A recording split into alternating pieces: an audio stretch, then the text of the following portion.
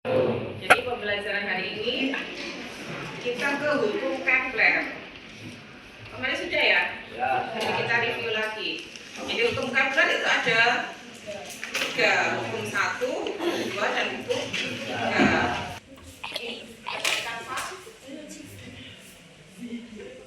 Jadi untuk hukum Kepler yang menemukan otomatis adalah Johannes Kepler. Nah, ketiga hukum ini meliputi yang pertama tentang lintasan elips, yang kedua tentang luas daerah, yang ketiga tentang hukum periode. Yang ada rumusnya dia ketiga.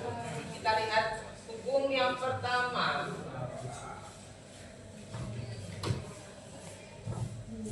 Jadi untuk hukum 1 Kepler bunyinya adalah semua planet bergerak pada lintasan berbentuk elips dengan matahari berada di salah satu titik fokusnya.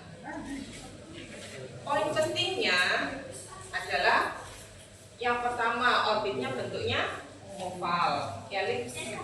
Kemudian matahari sebagai fokus, salah satu fokusnya. Jaraknya planet ke matahari berubah-ubah. Jadi kemarin ada perihelion, ada aphelion. Titik terdekatnya namanya perihelion, titik terjauhnya namanya aphelion. Kepler 2. Hukum 2 Kepler. Kalau hukum 2 itu garis yang menghubungkan planet dengan matahari itu punya luasan yang sama dalam waktu yang sama. Jadi waktunya sama. Artinya apa? Ketika planet dekat dengan matahari atau pada waktu perihelion, ini geraknya lebih cepat. Ya, otomatis ya kalau dekat itu berarti geraknya cepat. Ketika jauh dari matahari, geraknya lebih lambat. Tapi luas daerah yang disapu itu tetap sama. Tetap sama. Kalau jarak dekat itu kecepatannya tinggi, kalau jarak jauh kecepatannya rendah.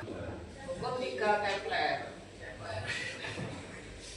Kuadrat periode orbit planet berbanding lurus dengan pangkat 3 jarak rata-rata planet dari matahari. Jadi T-nya kuadrat, R-nya pangkat 3. T kuadrat per R pangkat 3 itu konstan. Atau kalau ada 2 planet dibandingkan, berarti T1 kuadrat per R1 pangkat 3 sama dengan T2 kuadrat per R2 pangkat 3. Ini rumusannya. Keterangannya, T itu periode, R itu jarak rata-rata planet dari matahari. Sudah materinya Kepler 1, Kepler 2, Kepler 3. Contoh soal. Hukum Kepler 2, mengapa planet bergerak lebih cepat ketika berada di perihelion dibanding saat berada di aphelion? Kenapa? Karena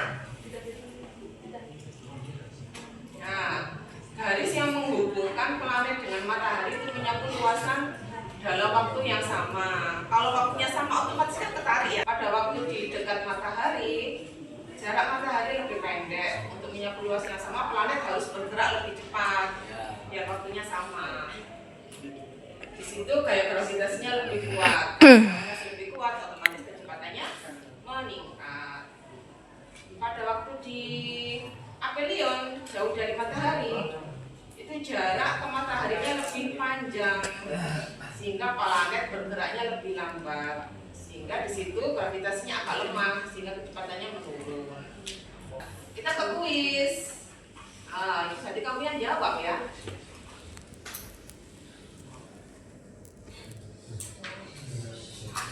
Apa? Nomor 1 jawabannya apa? Ya gampang ya, benar. Oke. Gimana komposisi matahari dalam orbit planet?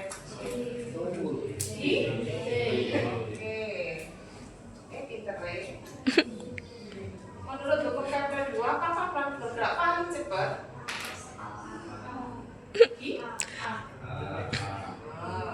Oke. 3. Kepler 3 menyatakan hubungan antara Oke.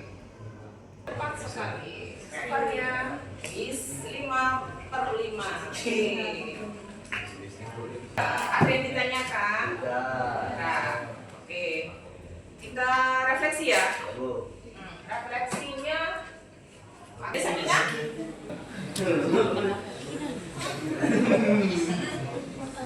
pelajaran kali ini lebih seru karena berbeda dari biasanya.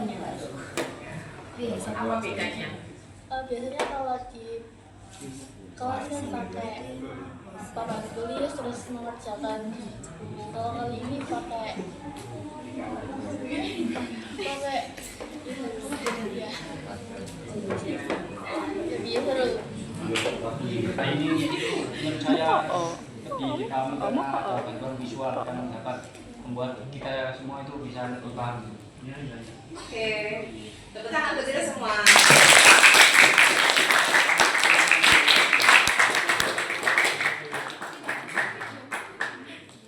Ya, kita lanjutkan pertemuan lagi ya.